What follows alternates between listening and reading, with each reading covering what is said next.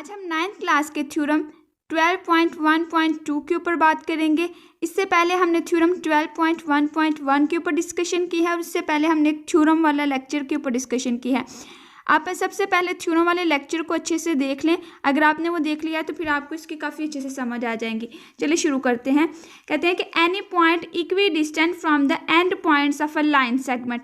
जैसा कि हमें पता है कि ये यहाँ से लेके यहाँ तक ये हमारे पास एक लाइन सेगमेंट होती है। कहते हैं कि इस लाइन सेगमेंट के ऊपर अगर आप कोई भी यहाँ पे कंसीडर कर लें, यहाँ पे कंसीडर कर लें, कोई भी एक ऐसा पॉइंट लें, मगर आपने पॉइंट एक ऐसा लेना है जो कि इक्वी डिस्टेंस होना चाहिए इन एंड पॉइंट से, मतलब कि इस एंड पॉइंट से वो बराबर फासले पे होना चाहिए। अब अगर मैं पॉइंट यहाँ पे ले लेती हूँ, यहाँ पे ले लेती हूँ, तो इस ड्रा करने के बाद मुझे ये पता चलता है कि ये मेरा डिस्टेंस ज़्यादा है और ये मेरा डिस्टेंस कम है। इसका मतलब है कि ये पॉइंट मैंने रॉन्ग लिया है, ये भी पॉइंट मैंने रॉन्ग लिया है, ये भी पॉइंट मैंने रॉन्ग लिया है।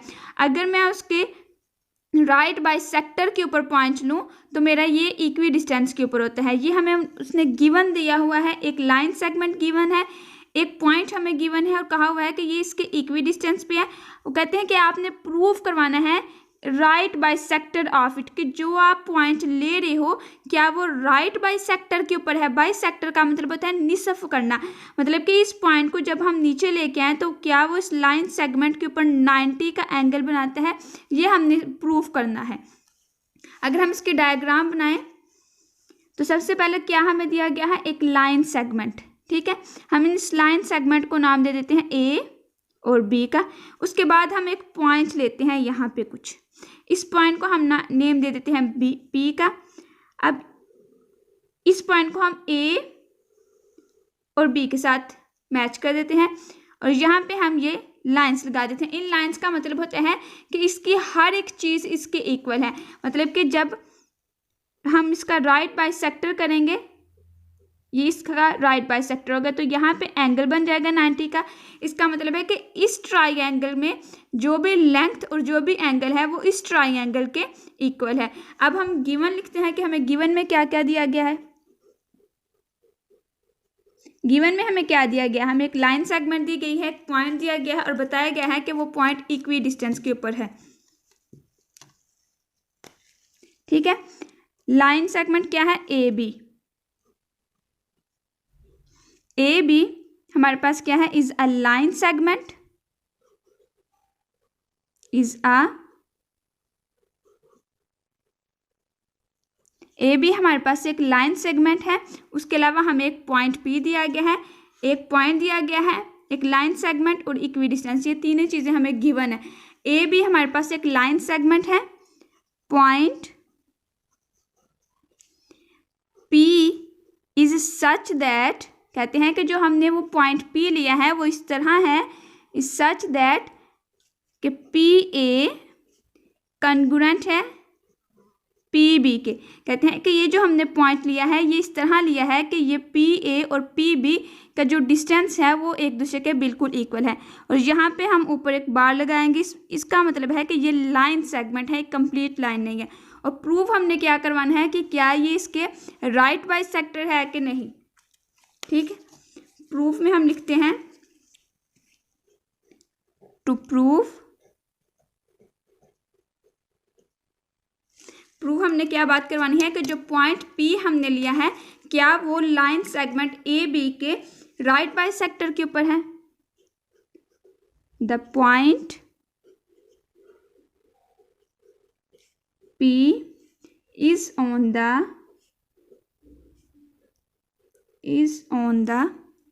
right bisector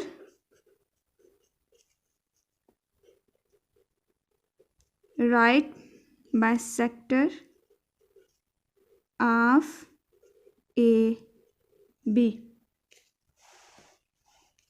is on the right bisector of A B, कि ये जो हम पॉइंट P ले रहे हैं क्या ये राइट बाय ए बी से राइट बाइसेक्टर के ऊपर है। उसके बाद कंस्ट्रक्शन में हम क्या लिखते हैं कि जो चीज़ हमने डॉट से शो की हो वो हम कंस्ट्रक्शन में लिखते हैं।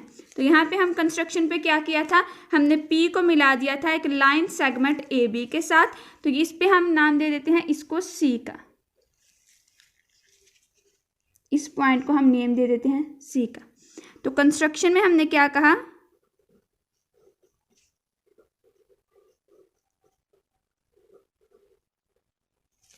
कंस्ट्रक्शन में हमने कहा कि हमने ज्वाइन कर दिया है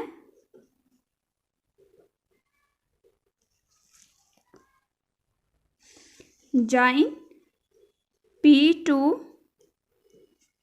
C। हमने क्या किया कि इस P पॉइंट को C के साथ ज्वाइन करवा दिया, तो फिर ए बी का मिड पॉइंट हो जाएगा C। फिर हम लिखते हैं द मिड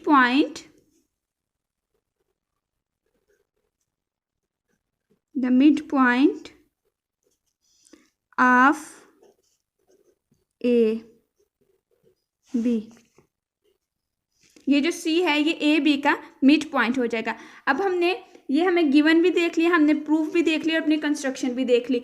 अब हमने क्या करना है कि हमने प्रूफ में रीजंस देनी है अपनी और स्टेटमेंट्स देनी है और प्रूफ करना है कि ये पॉइंट इससे राइट बाइसेक्टर के ऊपर है।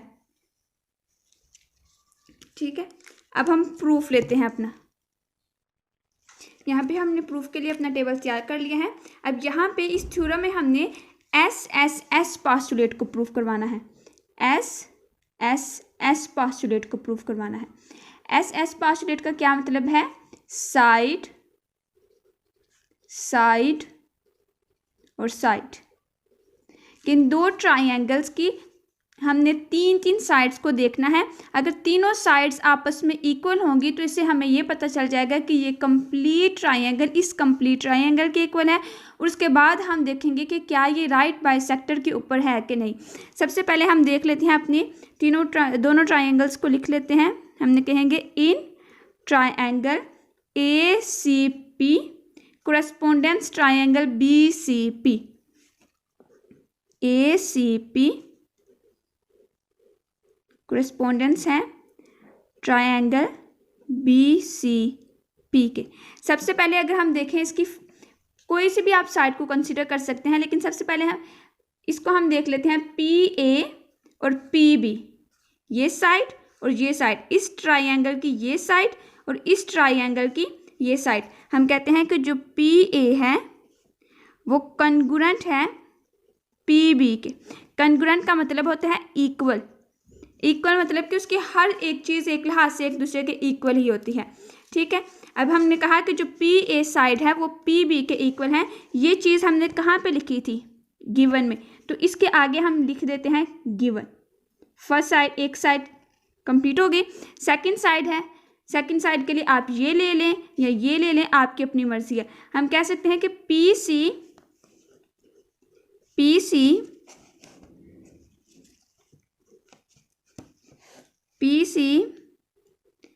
कॉन्ग्रुएंट है PC के। अब इस ट्राइंगल का भी PC यही है। अब इस ट्राइंगल की भी ये वाली साइड यही है और इस ट्राइंगल की भी यही है।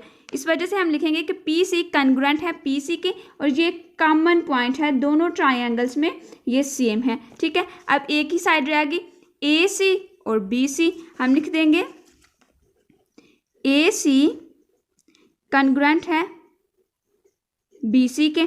अब ये जो हमने लिखा था AC कॉन्ग्रुएंट है BC के, ये हमने किस में बात की है? कंस्ट्रक्शन में। क्यों? क्योंकि हमने P पॉइंट को जब ज्वाइन किया था C के साथ तो AB का मिड पॉइंट C बन गया था, जिसका मतलब था कि AC कॉन्ग्रुएंट हो जाएगी BC के। तो इसके सामने हम लिख देंगे कंस्ट्रक्शन। इसके सामने हम क्या लिख देंगे? कंस्ट्रक्शन। अब ये तीनों साइड्स SS पोस्टुलेट प्रूव हो गया।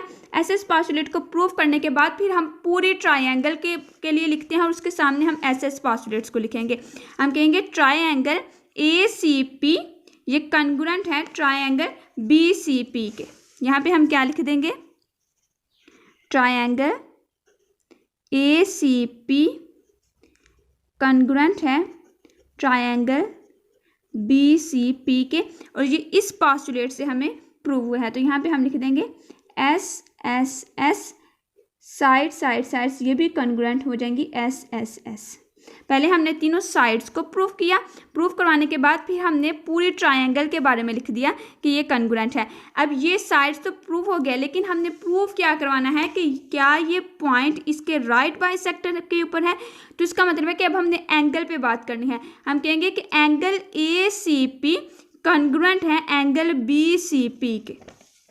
हम लिखेंगे एंगल ACP कॉन्ग्रुएंट है एंगल बी सी पी के।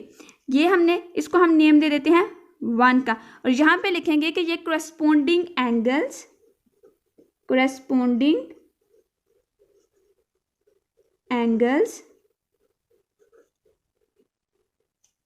ऑफ कॉन्ग्रुएंट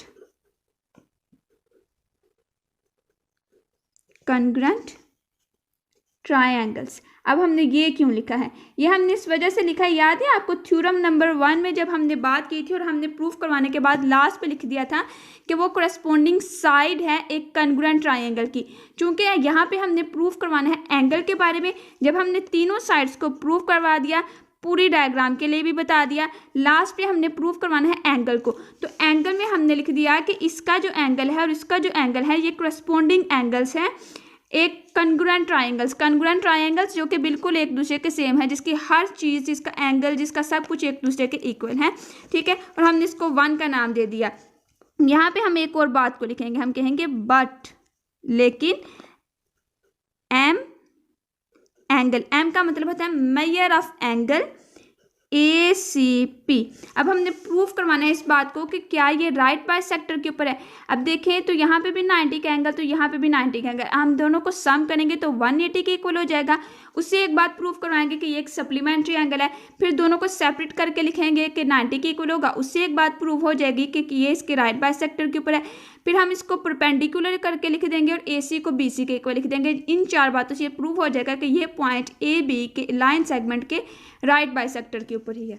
ठीक है, हम लिख देंगे M angle A C P को जब हम ऐड करते हैं measure of angle B C P के साथ, तो ये भी 90 का है, तो ये भी 90 का है। जब हम इन दोनों को ऐड करेंगे तो ये इक्वल हो जाएगा 180 के। ठीक है, और इसको हम नेम दे देंगे सेकंड का, और इसके आगे हम लिख देंगे कि ये हमारे पास एक सप्लीमेंट्री एंगल है। इसके आगे हमने क्या लिख दिया कि ये हमारे पास एक सप्लीमेंट्री एंगल्स है। ठीक है, अब ये तो हमने ऐड करके लिख दिया। अब हम इनको सेपरेट करके लिखें, हम लिखें M angle A C P equal है इसके, क्योंकि ये भी 90 है, ये भी 90 है, ये दोनों एक दूसरे के इक्वल हैं। M angle B C P, और इसके सामने लिख देते हैं कि ये दोनों किसके इक्वल हैं, 90 डिग्री के। ठीक है, ये हमें इक्वेशन 1 और 2 से पता चल गया है कि ये 90 के इक्वल है। इसके आगे हम लिख देंगे फ्रॉम 1 and 2। ठीक है, उसके बाद हमने ये बातें प्रूव होगी एंगल के बारे में। अब हमने लिखना है कि ये जो पी सी है ये परपेंडिकुलर है ए बी के। यहाँ पे हम लिख देंगे दैट इज पी सी, जो हमने एक लाइन सेगमेंट है वो ए बी लाइन सेगमेंट के परपेंडिकुलर है, क्योंकि वहाँ पे वो 90 का एंगल बना रही है। और यहाँ पे हमने नेम दे देंगे इसको 3 का, और इसके आगे ये प्रूफ करके बता देंगे कि वो क्यों उसके परपेंडिकुलर है, क्योंकि वो मेजर ऑफ एंगल है जो ए सी पी का, वो किसके इक्वल है, 90 डिग्री के। ये हमें प्रूव्ड है ऊपर से, इस बात से ये हमें प्रूव है। ठीक है, फिर हम लिख देंगे, जब हम ये पता चल गया कि वो परपेंडिकुलर है, तो हम लिख सकते हैं कि ए सी कॉन्ग्रुएंट है बी सी के। जो ए सी, सॉरी यहाँ पे मिस्टेक्स हो गई, ए सी कॉन्ग्रुएंट है बी सी के, बिल्कुल ठीक है। आप ए सी को कॉन्ग्रुएंट बी सी भी लिख सकते हो, आप इस तरह भी लिख सकते हो कि सी ए कॉन्ग्रुएंट है सी बी के। ठीक है, यहाँ पे आप ए सी कॉन्ग्रुएंट बी सी भी लिख सकते हो, आप सी ए कॉन्ग्रुएंट सी बी भी लिख सकते हो, वो आपके अपने ऊपर है, आप जिस तरह भी लिख लें। ठीक है, यहाँ पे आप इसको नेम दे देते हैं इक्वेशन 4 का। और ये बात हमने कहाँ किस पे की थी, कंस्ट्रक्शन में। कंस्ट्रक्शन में ही तो हमने पी पॉइंट को सी से ज्वाइन किया था, और इसके आगे हम लिख देंगे construction.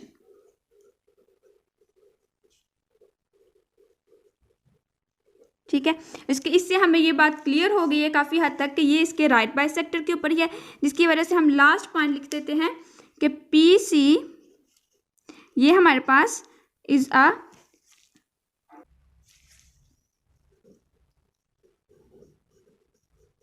P C is a right bisector.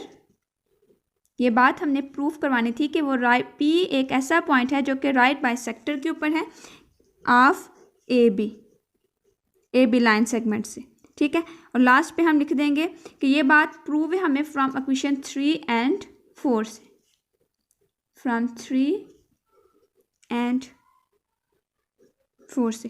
और लास्ट पे हम लिख देंगे that is the point P, the point P is on the right bisector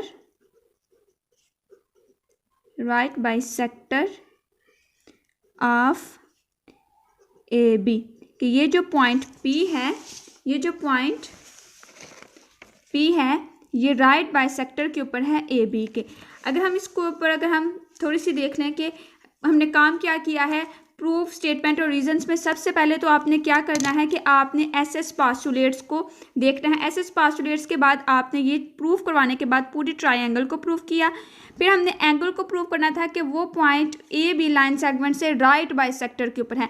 angle के लिए हमने लिखा कि ये दोनों एंगल एक दूसरे के इक्वल है, दोनों एंगल राइट बाइसेक्टर के ऊपर हो तो 90 90 90 90 180 हमने कहा ये सप्लीमेंट्री एंगल है, सेपरेट करके लिख दिया और कहा कि ये 90 के इक्वल है। जब ये बात प्रूव हो गई है कि वो 90 के इक्वल है तो ये भी हम कह सकते हैं कि वो पीसी परपेंडिकुलर हो जाएगा उस ए बी के, तो वो भी हमने लिख दिया। फिर हमें जब वो उसके परपेंडिकुलर होगा तो एक बात और क्लियर होगी कि फिर ए सी साइड और बी सी साइड, जिसको हम ये भी कह सकते हैं कि सी ए साइड और सी बी साइड ये दोनों एक दूसरे के कॉन्ग्रुएंट हैं, हमने वो भी लिख दिया। वो कंस्ट्रक्शन में बात की थी। फिर इन चार बातों से ये क्लियर हो गया है कि वो P point A B line segment से राइट बाइसेक्टर के ऊपर है, जिसको हमने लास्ट पे कह दिया कि ये जो पॉइंट पी है इस ए बी लाइन सेगमेंट से राइट बाइसेक्टर के ऊपर है। और यही चीज़ हमने प्रूव करवानी थी और हमने इसको प्रूव भी करवा लिया।